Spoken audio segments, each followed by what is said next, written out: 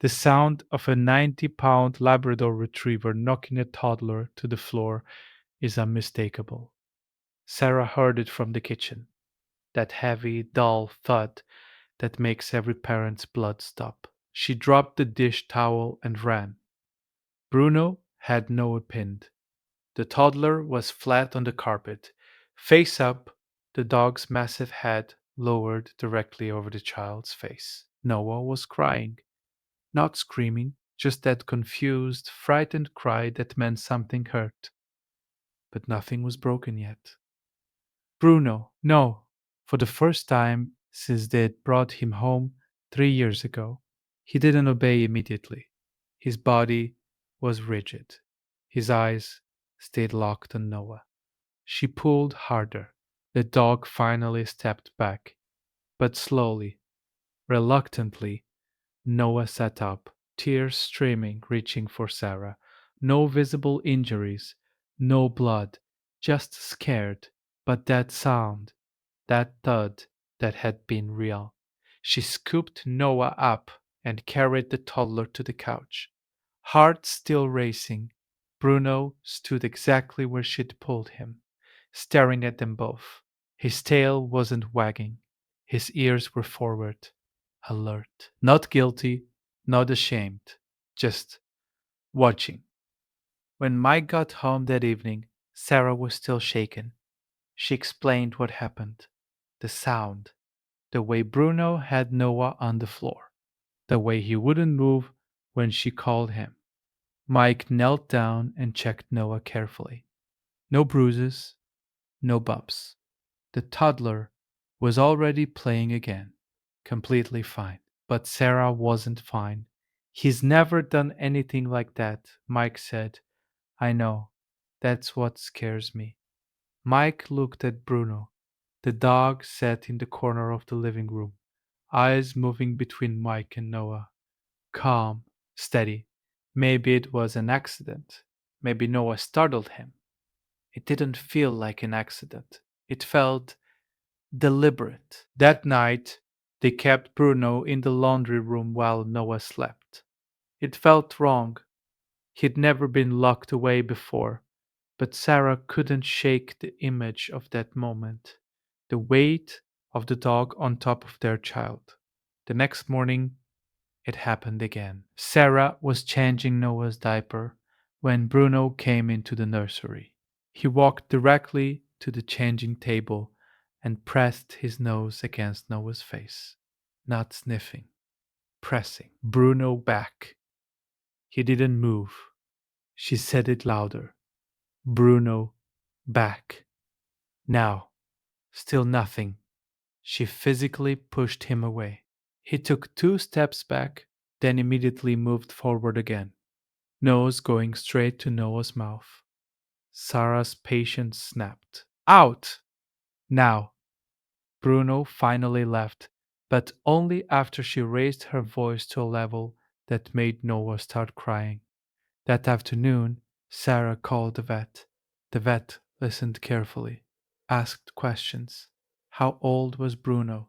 Had there been any other behavior changes? Any aggression toward other people? No, just Noah. The vet was quiet for a moment, then said, it might be stress. Sometimes dogs react unpredictably when there's a baby in the house, especially if they were used to being the center of attention.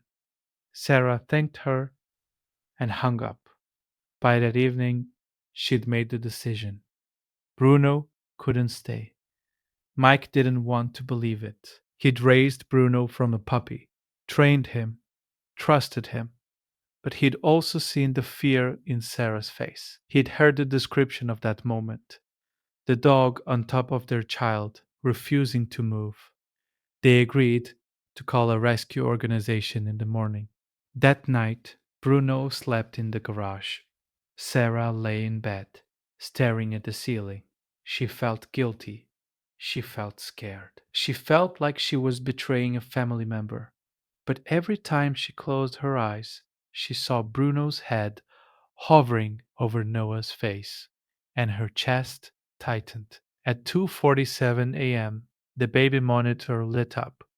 Noah was crying, not the usual fussy cry, something else, a strange, weak sound. Sarah sat up immediately and grabbed her phone. The video feed showed Noah in the crib, barely moving. She ran. Mike was right behind her. When they opened the nursery door, Bruno was already inside.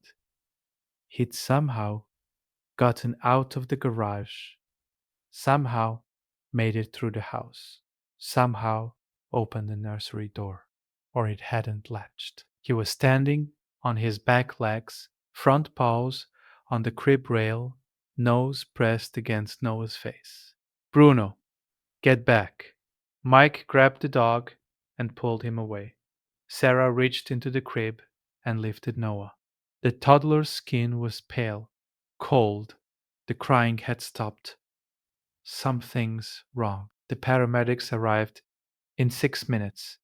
One of them took Noah from Sarah's arms, checked vitals, asked rapid fire questions. When did this start? Any fever? Any vomiting? Any known allergies? The second paramedic noticed Bruno. He was standing in the hallway, completely still, eyes fixed on Noah.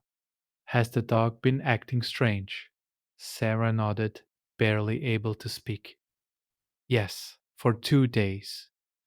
The paramedic looked at Noah again, looked at Bruno, then looked at Sarah. We need to get to the hospital, now.